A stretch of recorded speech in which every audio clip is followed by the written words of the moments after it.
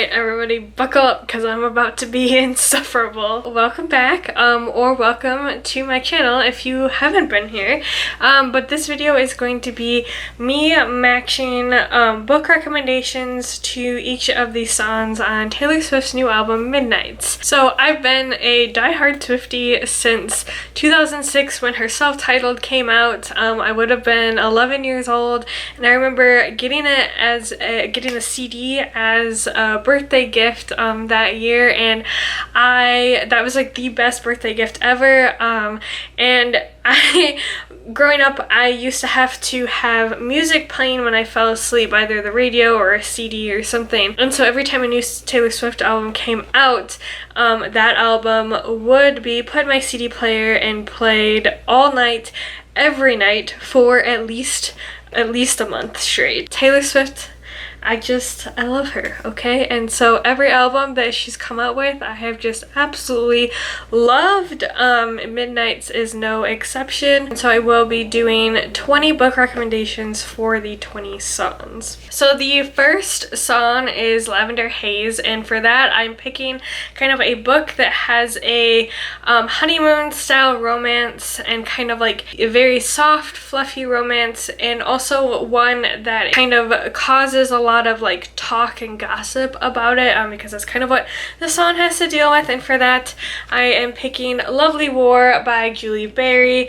So in this book we are following the love stories of two separate couples during the years of World War I and II, and we are having this story told to us from Aphrodite as she's sitting down in a hotel room with various other Greek gods. She's having this kind of argument with Ares of whether love or war is kind of a more powerful force. And the romances in this novel are just super sweet. Just one of those like warms your heart, feel good kind of romances. There is lots of tragedy that does happen in this, but it's just a very hopeful feeling book, and it has that kind of honeymoon lavender haze feel. There is also a mixed race couple, and during this time period obviously that was more of a taboo thing, and so there is that kind of like gossip element following the romance, but I think that this book fits Lavender Haze really well. So the next one is Maroon, and for this one I picked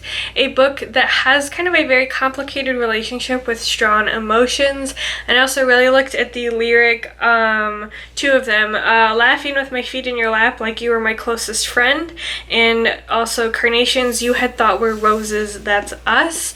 Kind of the idea of like people in the relationship having different expectations, or kind of confused expectations for what they're supposed to get out of the relationship. And for that I'm picking Tomorrow and Tomorrow and Tomorrow by Gabrielle Zevin.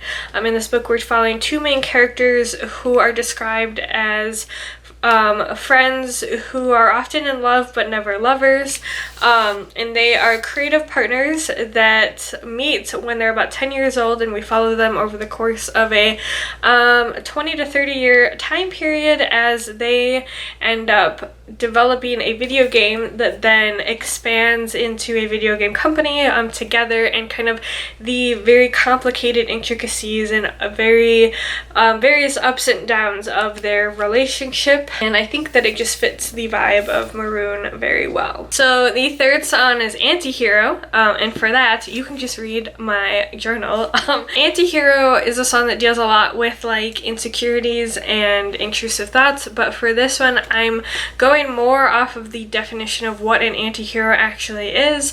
Kind of a very problematic protagonist, and so I'm looking for a book that has a protagonist that is quite self-destructive and makes very questionable decisions.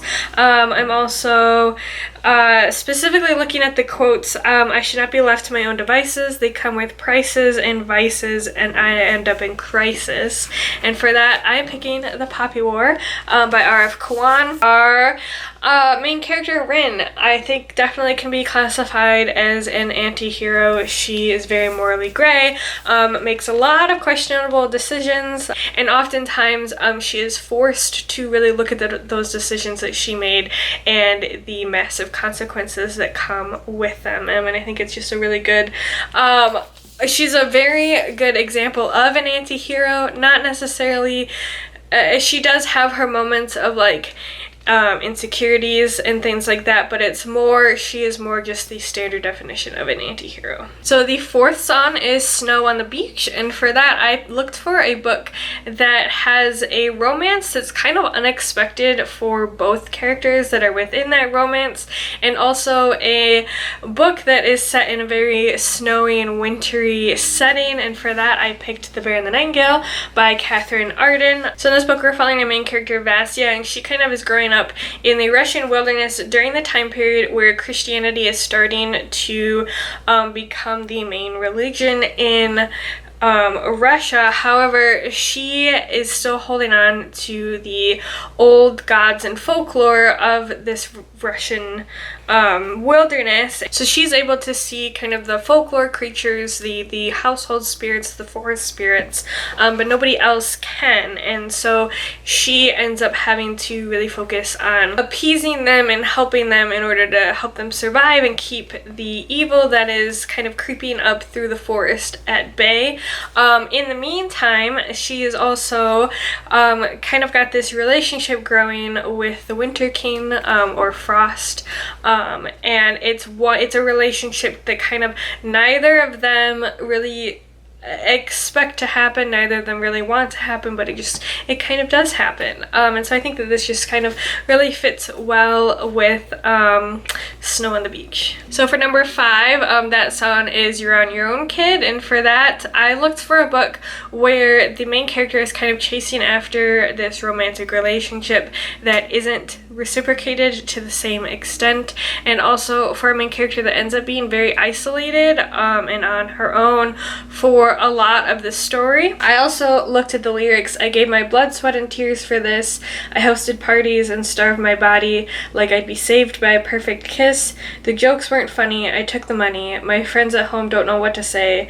I looked around in a blood-soaked gown. And then the lyric for which the song is named, you're on your own, kid, you always have been. And for that I am picking the book The Wolf of Oren Yarrow. In this book we're following a main character who is the queen of this kingdom. Her family had kind of usurped this other family. However, she's married to the heir of the previously ruling family, but everybody hates her and her family. Nobody wants her to be queen, and pretty soon, actually when she's about to be married, her husband ends up being exiled, and that's not kind of the real story behind what happens, but that's how everybody else sees it. But 5 years later she gets a letter from him, and he's like, hey, I've been hanging out in this other country, you should come meet with me and we can talk about the future of our marriage and the future of our kingdom. And when she gets there ends up being an assassination attempt, and she ends up completely by herself in this foreign kingdom, and has to figure out how to get back home to a place where nobody even wants her there either. And I think that with her and her relationship with her husband, as well as just the isolation that she feels in terms of everybody plotting against her, this book fits really, really well for this song. So for number 6, that song is Midnight Rain, and I looked for a book with a main character that feels very caged by something. I also looked at the lyrics. My town was a wasteland full of cages, full of fences, pageant queens and big pretenders, but for some it was paradise. And then the other lyric, he wanted a bride, I was making my own name. And for this I picked The Invisible Life of Addie LaRue by V.E. Schwab. In this book we are following our main character, Addie. She is in this small French town in the 1700s, and she's being forced to get married and doesn't want to. She hates being trapped in this small village. She doesn't want to get married. She wants to explore the world, and so she, on the night of her wedding, she ends up going into the woods and making a deal with a demon, and he says, sure, you can be free to do whatever you want and be immortal. However, the price you have to pay is that nobody will ever remember you. You can't physically leave any sort of mark on this world. If you write something down, it disappears immediately. If you leave the room, anybody that you talked with won't remember you, so you'll come back in and they won't remember any previous interactions with you. And so we're following Addie over the course of 300 years as she spends most of the time exploring France. She doesn't really explore a whole lot of the world.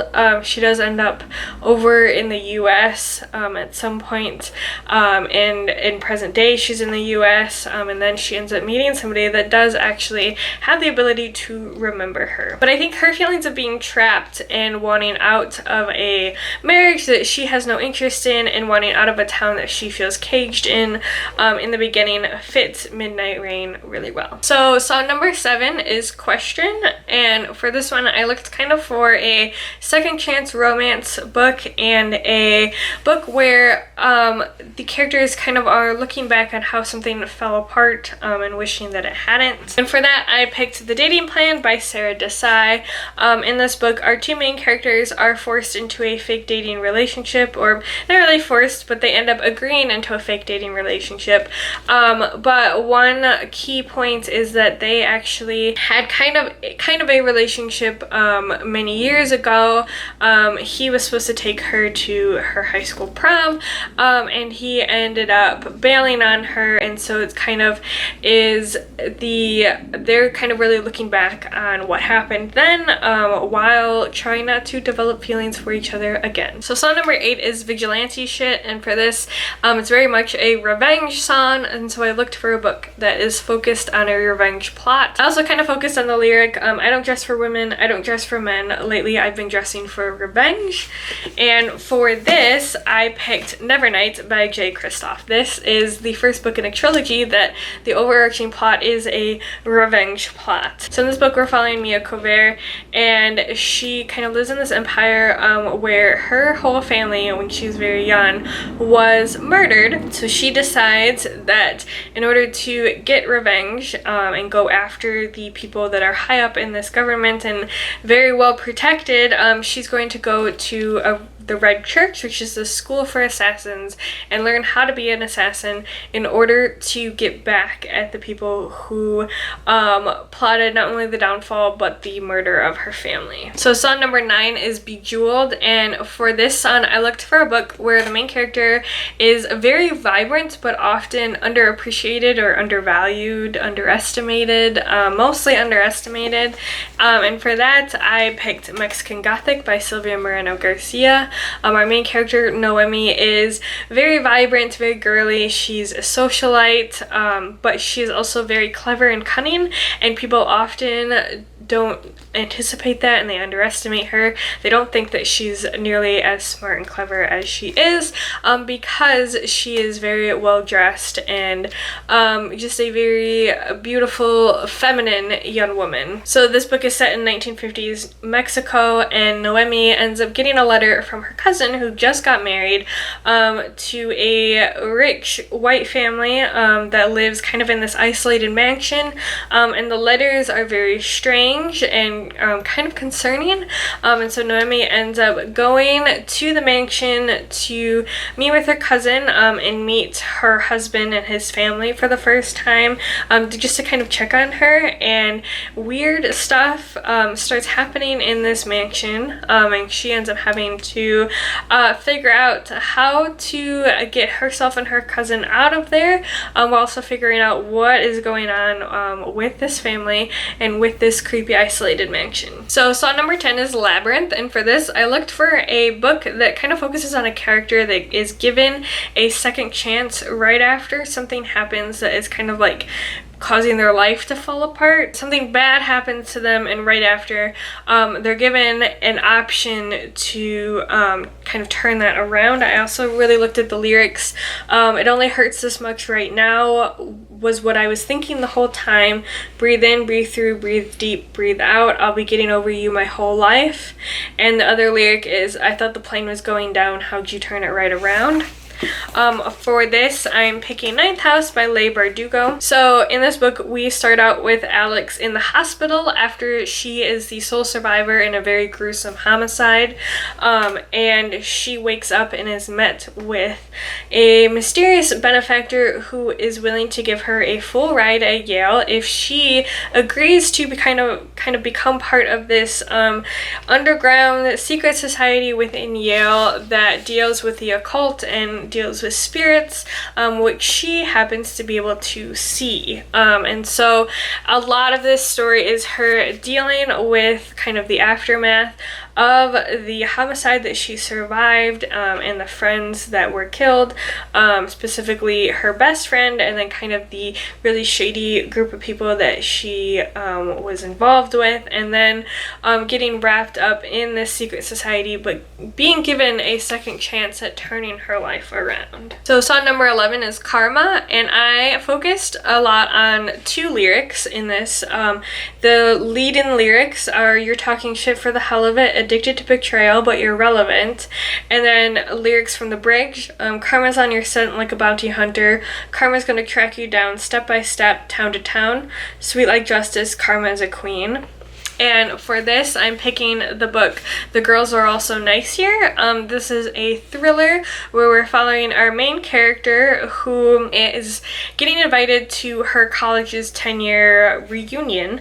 However, she was one of the mean girls in her college, and she did something back in her college days, and now she's getting some very sinister notes letting her know that there is somebody out there that knows what she did back in school, and that isn't going to let her get away with it, and is going to have her come to a reckoning during this reunion. And I think it fits really well with this song of how mean and catty and cruel the girls are to each other throughout college, and how it has been 10 years, but it is going to come back around to get her in the end. So song number 12 is Sweet Nothing, and I looked for a book where the main character is kind of struggling to find her group of people that don't have any sort of ulterior motive to being friends with her. They're not looking to use her in any way. They're just looking to be her friend simply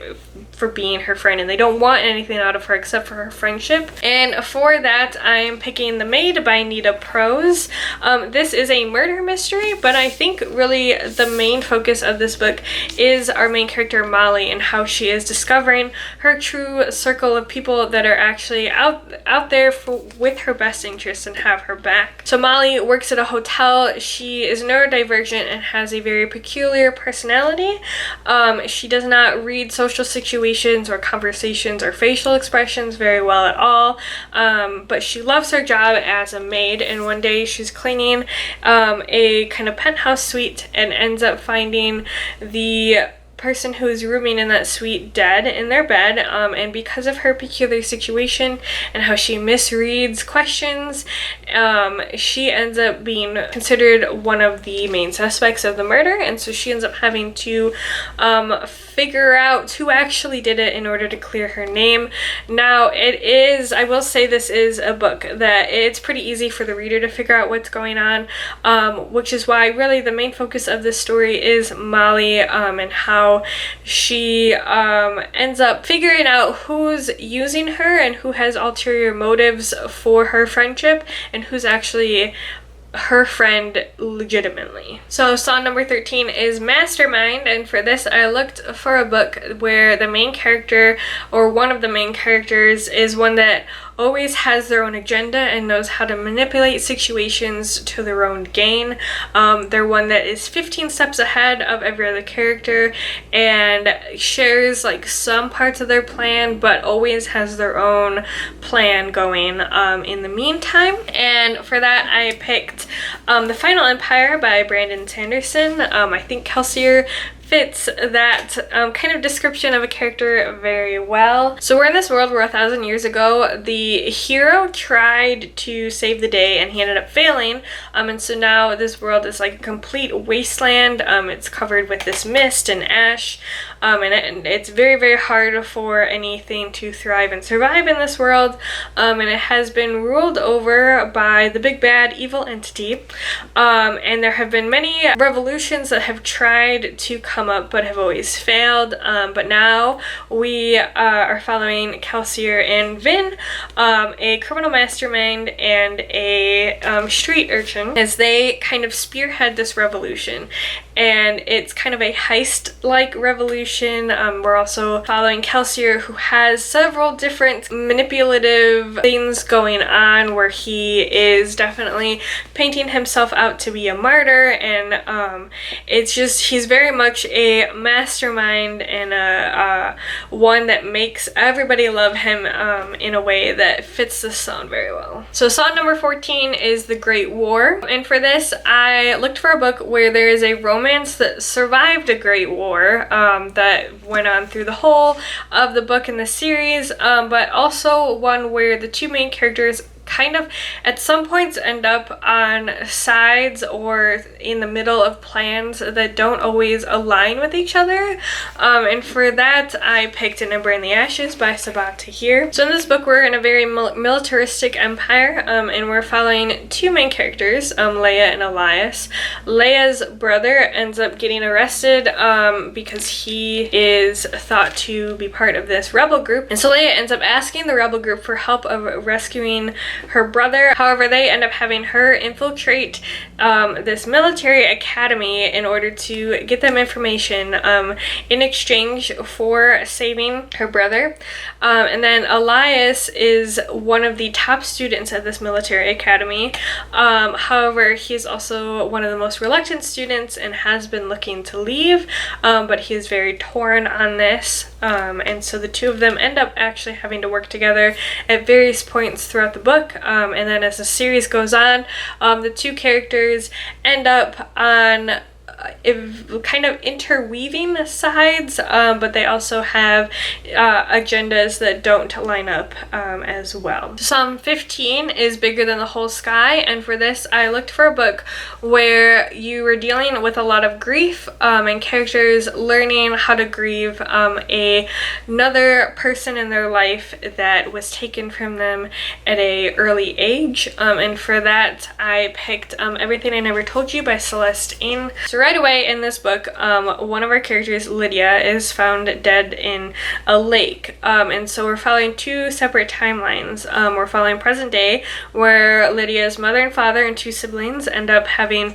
to confront their grief and kind of figure out how they're going to move forward in various different ways depending on the character. And then we're also following from when the mother and father first meet, and then end up getting married and forming this family and how it grows. And I think that this just does a really good job of tackling how characters deal with grief of losing someone that is quite young from various different angles and various different ways, as well as just the complicated relationships within this family. So Song 16 is Paris, and for this I looked for a book with a relationship where the two main characters are kind of in their own little world, off together on their own, and I also focused on the lyric, I'm so in love I might stop breathing, drew a map on your bedroom ceiling, no I didn't see the news cause we were somewhere else, stumbled down pretend alleyways, cheap wine, make believe it's champagne, I was taken by the view.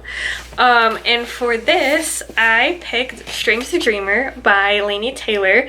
I think that Sari and Laszlo's love story fits very well in this because they're kind of in they're quite literally in their own little make-believe area throughout most of their romantic journey. But in this book, we're following Laszlo Strange, who is a junior librarian. He's always been obsessed with this mythical city called Weep.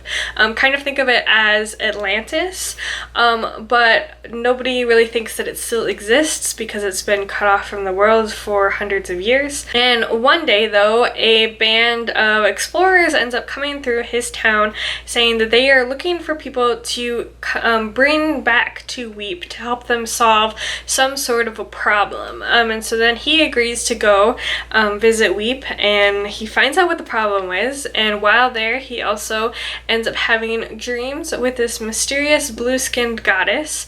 And there is a love story that's involved, and I just think it really fits the song Paris very well. So song number 17 is High Infidelity, and for that I looked for a book where the main character having to deal with a cheating spouse is kind of a prominent point in the book, and for that I picked Finlay Donovan is Killing It by Al Cosmino. This is kind of a cozy murder mystery. However, our main character is now a single mom and having to raise her children while also dealing with her ex-husband who was cheating on her, and there's a lot of focus on how she's handling all of that right now and how her life is very much up in the air and kind of tumultuous, while also dealing with this murder mystery that she ends up getting involved with. So song number 18 is Glitch, and for that I picked a book with a friends to lovers romance, and I picked Shadow and Bone by Leigh Bardugo. I just realized that there's 2 Leigh Bardugo books in this list now. So in this book we're following Elena Starkov. She's kind of a unwilling chosen one protagonist that gets swept up into this lavish life of power and kind of elitism, but there's also kind of this subplot of her and her childhood friend trying to stay together in contact as friends, but how kind of the romance ends up developing as well. So song number 19 is Would've, Could've, Should've, and I looked for a book that deals with youthful trauma. I also focused on the lyric, and now that I'm grown, I'm scared of ghosts. Memories feel like weapons. I also think that this is one of the darkest songs that Taylor has written, and so I looked for a quite dark novel and ended up picking You Let Me In by Camilla Bruce. So in this book, kind of our main character, Cassandra Tipp, is now a very old woman, very famous author, and she has gone missing and is presumed to be dead, and she has left a manuscript on her desk detailing kind of all of what actually happened during these events that have been rumored during her life, including the death of her husband and the murder-suicide of her brother and father. And she starts writing this story from when she was a very young child through about her 40s or 50s. But this is a very, very dark novel that deals a lot with kind of having to shine a light on what has happened in her past to cause certain things to happen in her life. And I'm trying to stay very vague because I don't want to spoil it, but I think that it fits this song quite well. And then the final song is Dear Reader, and for this I looked for a book where there's a character that's writing to kind of this unknown reader. There's this increasing sense of isolation and this desperation to be heard by just someone or anyone. I also really focused on the lyric, to a house, not a home, all alone, because nobody's there, where I pace in my pen and my friends found friends who care. No one sees when you lose when you're playing solitaire. And for that I picked A Tale for the Time Being by Ruth Ozeki. This definitely deals with this growing sense of isolation and loneliness. Our main character Ruth ends up finding a Hello Kitty lunchbox that has washed up on the beach, and she opens it to find the diary of a young Japanese girl, and as she reads this diary she ends up getting increasingly more concerned for the well-being of this young girl, who seems to be writing out as a cry for help. And there's this increasing sense of, like I said, desperation and loneliness and just this need to be heard by some unknown person, And Ruth herself is dealing with an increasing sense of isolation as well, as we go through the story of her reading this journal and wondering about this girl. And I think that this is one that fits the final song of Midnight's quite well. So there you have it. Those are my 20 book recommendations for the 20 songs off of the Midnight's 3 a.m. version by Taylor Swift. If you have any other kind of interpretations that you would take from the songs, if you have any other books that you would recommend for certain songs, let me know down in the comments below, because I'd love to hear your recommendations. But I just wanted to say thank you so much for watching this video. I hope you consider sticking around and subscribing if you haven't already. But as always, I hope you have a great rest of your day, and I will see you in the next video. Bye!